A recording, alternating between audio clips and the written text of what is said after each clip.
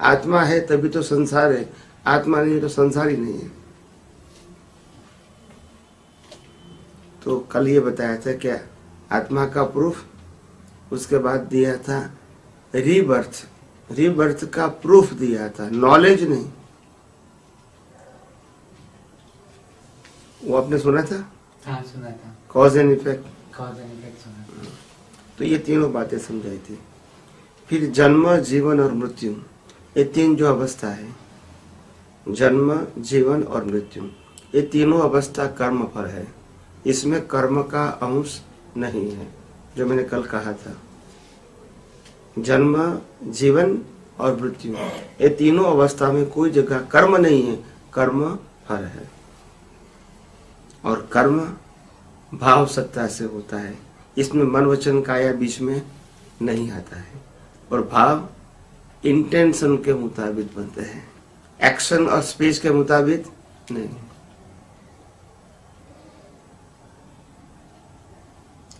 और अगर इस संसार से मुक्ति पाना है, यानी आत्मा का अनुभव करना है, तो आत्मा का अनुभव करने के लिए आत्मा को लक्ष्य में रखना है, आत्मा को और कुछ नहीं करना है।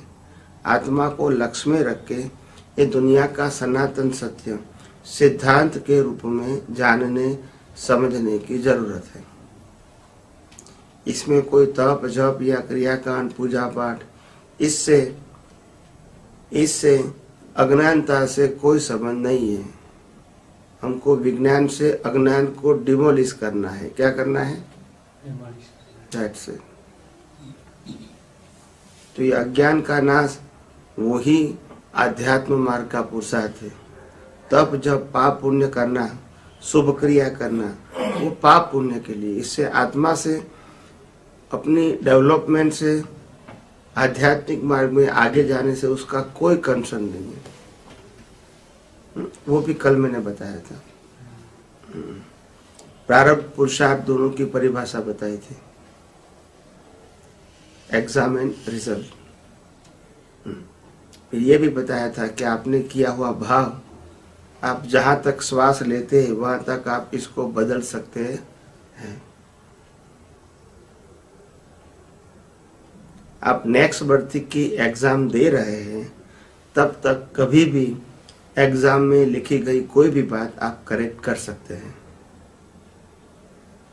5 साल की उम्र में अगर गलत भाव किया है और एट द एज ऑफ 95 आपको मालूम होता है कि मैंने ये उम्र में ये गलत भाव किया है, तो आप इसको करेक्शन कर सकते हैं। भाव को, मन वचन काया को करेक्ट नहीं कर सकते, क्योंकि ये रिजल्ट है। और एग्जाम बदल सकते हैं, रिजल्ट में परिवर्तन नहीं होता है। वो भी कल मैंने बताया था।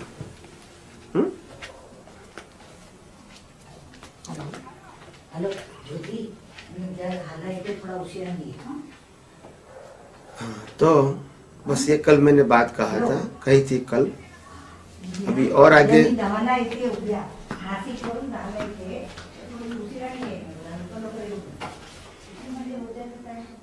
तो और आगे प्रश्न करना है तो कर सकते हैं कोई। मैंने कल बेसिक कल सब बता दिया था। मैंने कहा था जब आप इसको समझने की कोशिश करोगे, अप्लाई करने की दृष्टि से कोशिश करोगे, तो आपके मन में बहुत सारे प्रश्न खड़े होंगे। जब प्रैक्टिकल में जाओगे तब, अभी तो आपको समझ में आ गया, मैंने आपको लॉजिकल समझाया, मगर प्रैक्टिकल लाइफ में जाओगे तो बहुत सारे प्रश्न उठेंगे, क्योंकि आपकी बुद्धि हर बातों को एक व्यू पॉइंट से एक्सेप्ट करेंगे, दूसरे व्यू पॉइंट से प्रश्न करेंगे। अभी ये साइंस हर व्यू पॉइंट से सही है, मगर आपके पास हर व्यू पॉइंट का उत्तर नहीं है अभी।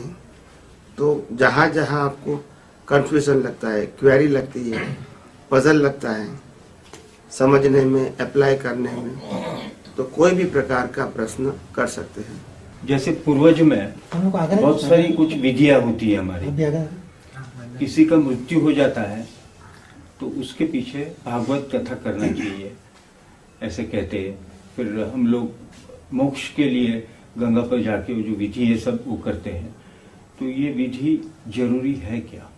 ये सारी ये समाज में बनी हुई रिचुअल्स है। इससे मुक्ति से कोई ताल्लुक नहीं है, मगर ये धार्मिक विधि करना हमारी एक मान्यता है। और हम जो कुछ भाव से करते हैं, अच्छी भावना से, उससे पुण्य बनता है और पुण्य का फिर आपको फल मिलेगा। इससे मुक्ति से या तो आत्मा से कोई संबंध नहीं है, नो कंसर्न। मगर ये सामाजिक सोशल रिचुअल्स है। क्या है? Social rituals. हाँ, तो वो फिर हर धर्म में अलग अलग होते हैं। फिर ये कोइंसिडेंस समझना पड़ेगा, क्योंकि बहुत बिटर एक्सपीरियंस आया है इस पर। बोलिए प्लीज। फादर का जब डेथ हो गया, इट वॉज एक्सीडेंटल डेथ। 25 साल तक कुछ नहीं किया हम लोगों ने, और 25 साल के बाद आफ्टर मैरिज छोटे छोटे बच्चे थे, तो बहुत सारे प्रॉब्लम्स आए घर पे। तो इतने ऐसे प्रॉब्लम्स आए कि बहुत ही वेदर टू सुसाइड इट और व्हाट, इतना यहाँ तक आ रहे थे कि कोई बुजुर्ग ऊपर आए, उन्होंने आके फिर बताया, बोले आपके पिताजी को पीछे आपने कुछ किया है क्या? मैंने कहा तो कुछ नहीं किया है हमने तो कभी नहीं। बोले आप इमीडिएट भागवत कथा कीजिए। तो परली वैजनाथ में समूह में हो रहे थे भागवत कथा, तो वहाँ जाके जब हमने भागवत कथा की है सारे रिलेटिव्स को बुला के समूह में, तो बहुत सरप्राइज लगा। उसके बाद कुछ ऐसा हुआ ही नहीं, सब चेंज हो गया बिल्कुल, फ्रॉम वेरी नेक्स्ट डे से चेंज हो गया। सो ये कोइंसिडेंस बोलना पड़ेगा। देखो, है तो 100% कोइंसिडेंस है, मगर कथा करने से या कथा ना करने से क्या हमारा कर्म परिवर्तन हो सकता है? जिनकी एग्जाम हमने पिछले अवतार में दे दिया है, क्या उसमें आज परिवर्तन कर सकते हैं? अगर स्कूल में हमने एग्जाम दे दिया है, 100 में से 25 मार्क्स आएंगे, इतना हमने लिखा है।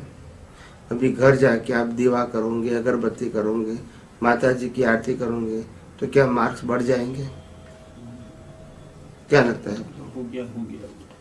बस सिद्धांत ये है, श्रद्धा में कोई किसी को मानना है तो मान सकते हैं, वो इंडिविजुअल मैटर है, वो प्रिंसिपल नहीं है। मगर श्रद्धा हो सकती है, और श्रद्धा सबकी अलग अलग है, सब धर्मों की अलग अलग है। इसमें कौन सही कौन गलत वो तो नहीं बोल सकते, सबकी अपनी अपनी खुद की सोच है। यहाँ कोई कुदरत का कानून नहीं है कि आपको इस क्रिया से ये फल मिलेगा, ऐसा कोई कानून नहीं। मगर हर धर्म वाले अपनी अपनी रिचुअल्स अपने धर्मों के मुताबिक आम जनता को बताते हैं। उसका एक्सीडेंटल डेथ के बाद उसकी इच्छाएं रह जाती है, तो मोक्ष नहीं मिलता।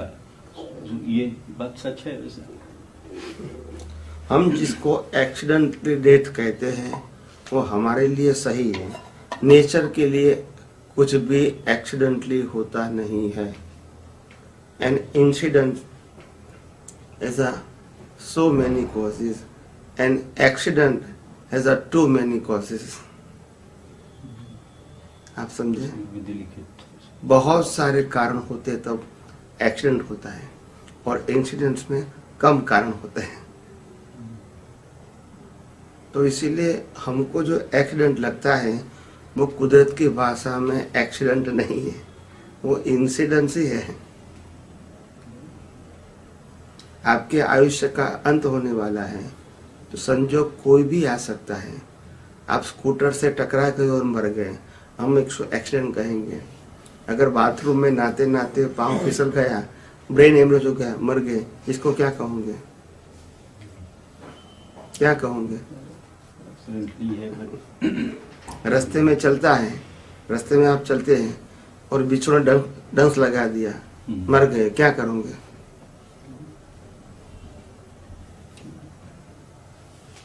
आया समझ में? जैसा बेटा बेटा कोई बात नहीं, प्रश्न करना है तो करो, कोई बात नहीं। तो सबकी अपनी अपनी मान्यता होती है, ऐसा कुछ है नहीं। मगर सब अपने सामाजिक व्यवहारों को अपने परंपराओं के मुताबिक फॉलो करने की कोशिश करते हैं। और सबसे बड़ी बात तो ये है, ये सब फॉलो करते हैं क्योंकि एक प्रकार का समाज में भय का वातावरण होता है। क्या होता है? ये नहीं करोगे तो ऐसा हो जाएगा। क्या बताया? हाँ, भय।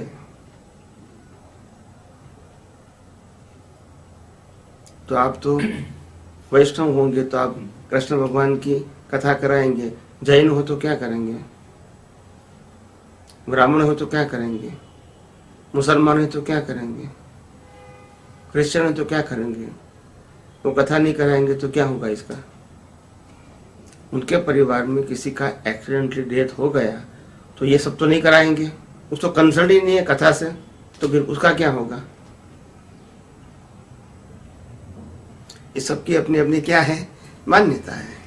मैं मान्यता को गलत नहीं देता हूँ, मैं क्या कहता हूँ, ये सोशल अंडरस्टैंडिंग है, कोई इस पे साइंस नहीं है, सबकी अलग अलग प्रकार की एक सोच है, एंड दे फॉलो इट, क्योंकि अपनी परंपरा है, बुजुर्ग मानते हैं, वडील लोग मानते हैं, परिवार में मानते हैं, समाज में लोग मानते हैं, तो धर्म गुरु बताते हैं तो हम इसको फॉलो करते हैं। ये कोई साइंस नहीं है, ये कोई फैक्ट नहीं है, ये मात्र आपकी धार्मिक बिलीफ है। कल आपने बताया कि मन, बुद्धि और आत्मा, अब इस तीनों को अगर मन, बुद्धि, चित्त, अहंकार, चित्त अहंकार, चार चीज। हाँ, लेकिन इसमें आत्मा भावना जो है वो आत्मा से आती है, बुद्धि से आती है, या फिर मन से आती है? क्योंकि भावना ही एक चीज है जो हम लोग कर्म करते हैं, ऐसा कार्य, बराबर? तो वो भावना जो है वो आती कहाँ से है? पहले भावना करना या तो भाव करना वो आत्मा का स्वभाव नहीं है। आत्मा का एक ही स्वभाव है, स्व पर प्रकाशक, एक ही स्वभाव, ओनली आत्मा का स्वभाव। मन, बुद्धि, चित्त, अहंकार क्या है?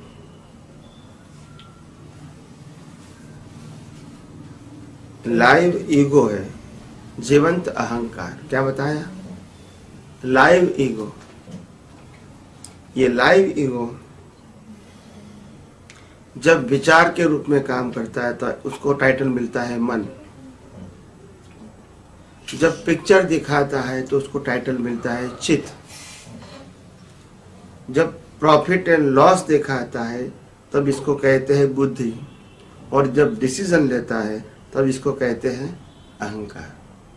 ये एक चीज, चार रोल है उसका। क्या है? चार रोल है। जैसे एक व्यक्ति किसी का लड़का है, किसी का हस्बैंड है, किसी का फादर है, किसी का चाचा है, तो व्यक्ति चार नहीं है, रोल चार है। ऐसे यहाँ भी रोल चार है, चार चीज नहीं है, 4 फेसेस। तो ये लाइव ईगो है। क्या है? लाइव, जीवित अहंकार है। वो नया कर्म चार्ज करता है विद द हेल्प ऑफ मन, बुद्धि, चित्त, अहंकार। तो मन, बुद्धि, चित्त, अहंकार का एक नाम है अंतस्करण। अंतस्करण। So the antahkarana is a processing factory of a new cause. ये प्रोसेसिंग फैक्टरी है, उसमें प्रोसेस होते हैं और प्रोसेस होने के बाद स्पीच एंड एक्शन के बीच पड़ते हैं। नेक्स्ट बर्थ में वो अंतस्करण यहाँ चार्ज है, यहाँ डिस्चार्ज हो गया नेक्स्ट बर्थ में, और स्पीच एक्शन बाहर एक्ट करता है, तो उसको बाह्यकरण बोलते हैं। जो हम सुन सकते हैं, एक्शन को देख सकते हैं, वो बाह्यकरण है। और अंतस्करण की प्रोसेस जो होती है वो ऑटो मोड होती है, क्योंकि डिस्चार्ज है।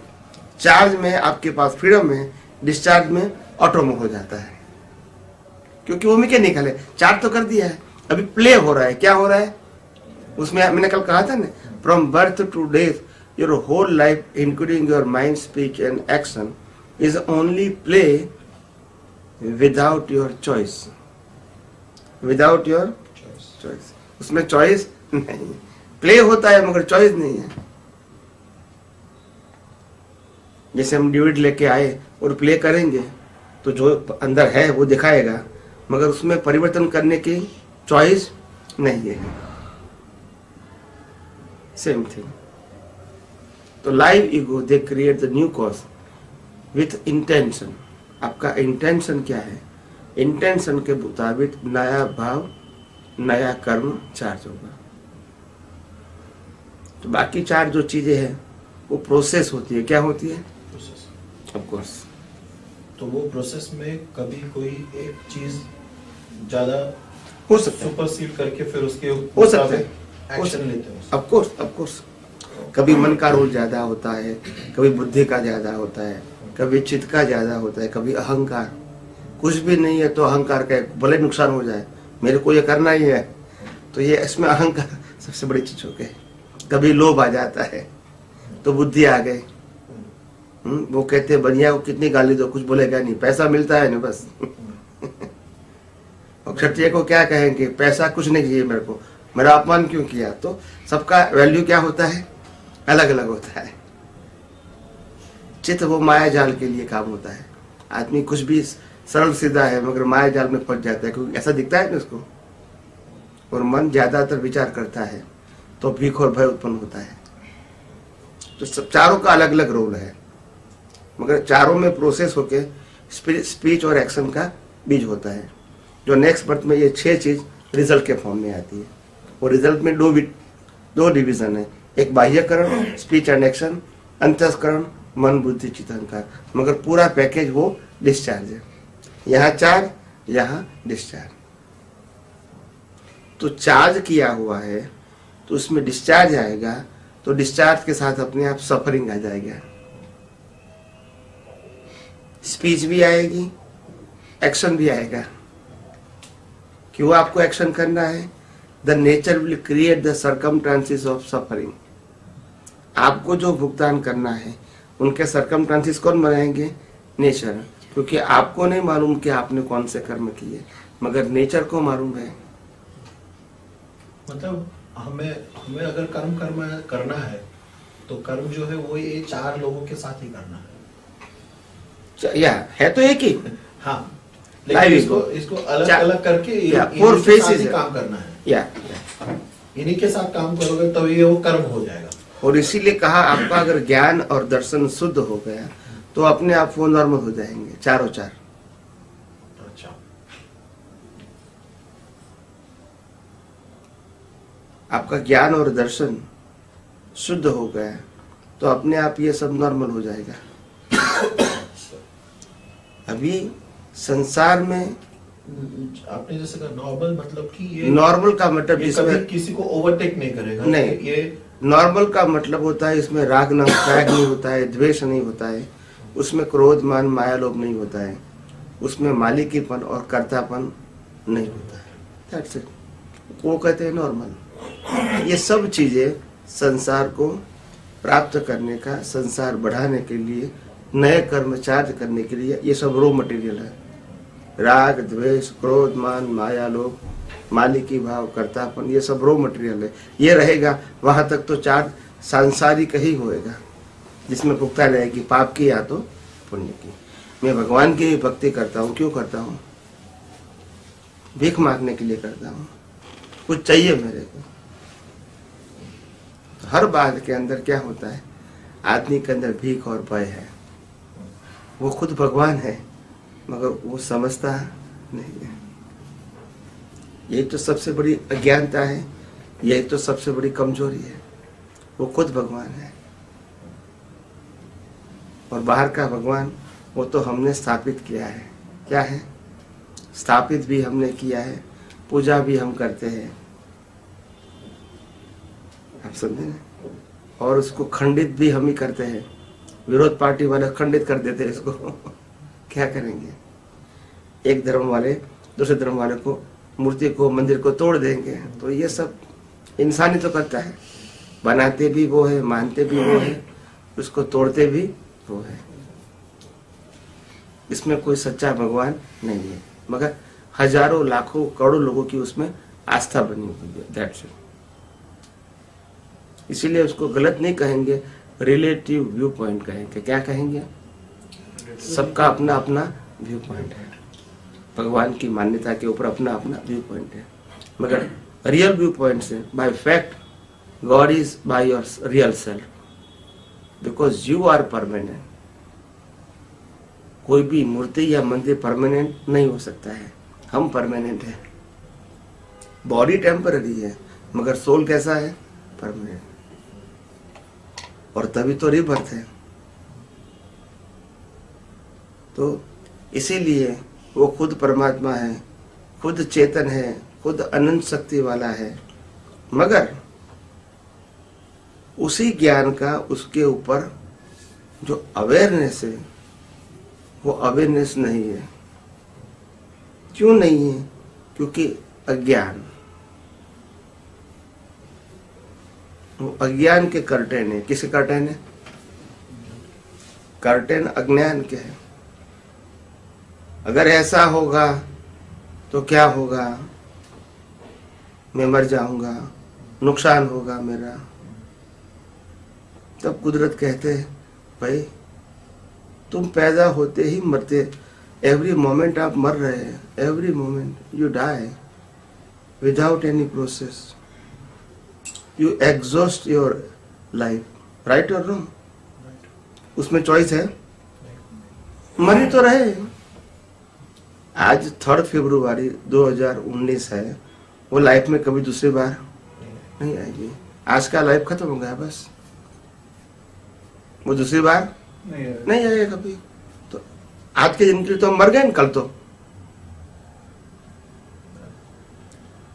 मरना कोई एक दिन की बात है। It is a continuous process. फिर भाई किसका? कोई भी बालक जब पैदा होता है तो पैदा होते इनविजिबल बॉर्ड पड़ता है, इनविजिबल बॉर्ड वो पड़ता है। वे टू स्मशान, क्या पड़ता है? पैदा होते ही पड़ता है वे टू स्मशान। अभी आपको जो करना है करो, जहां घूमना है करो, घूमो, मगर रास्ता कौन सा है? वे टू स्मशान। वैसे घर से स्मशान तो 2-3-4 किलोमीटर दूर होता है, मगर वहां पहुंचने के लिए 80-90 साल लग जाते हैं। आप समझे? क्योंकि हमारा जो कर्म है टेढ़ा मेढ़ा, इसलिए टाइम ज्यादा लगता है। It is not matter of distance but it is matter of your कर्म। तो मरना कोई बड़ी बात नहीं है, वो तो प्रोसेस कंटिन्यूअस है, वो हमारी चॉइस नहीं है, वो अपने आप अपने समय पे आएगी।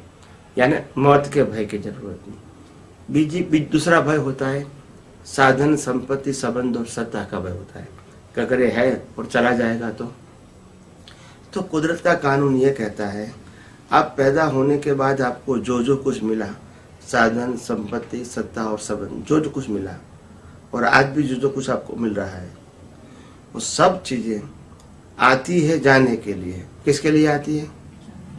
जाने के लिए।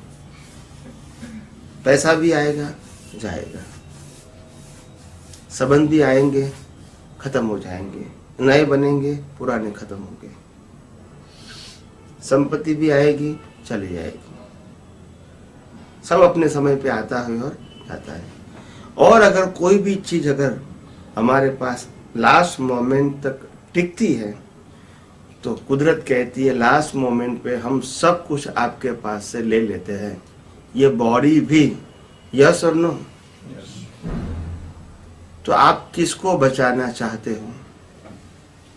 जब आप खुद आपकी बॉडी को नहीं बचा सकते हैं तो क्या साधन संपत्ति संबंध और सत्ता को बचा सकते हैं? Is it possible? नहीं बचा सकते। इसीलिए भीख और भय कोई जरूरत नहीं है। एज अ थिंकर पीपल ये कुदरत स्वयं करती है, उसमें हमारी चॉइस भी नहीं है। अभी आपने कहा कि आत्मा, लाउडली, आत्मा और मन वचन काया जो हमारा शरीर है वो, और ये अभी एक तीसरा एंगल आया कि जहाँ पे बुद्धि, मन चित्त और अहंकार, ये 4 चीज है। तो ये 4 चीज आत्मा से नहीं जुड़ी है और बॉडी से भी नहीं, और बॉडी से नहीं। तो ये क्या है? इसका नाम है प्रतिष्ठित आत्मा। इसका 3 नाम है। प्रतिष्ठित आत्मा कहो, मिश्र चेतन कहो, लाइव ईगो कहो। क्या कहो? Live ego. Live ego. ये तीनों का एक ही रोल है, टू क्रिएट, क्रिएशन। वो नया क्रिएट करता है, कर्म। ओके। तो तीनों शब्द अलग अलग है मगर मीनिंग एक एक ही ही है। तो अभी हम लोग आत्मा को जो जो कभी मरता नहीं है, ठीक है। अब ये जो लाइफ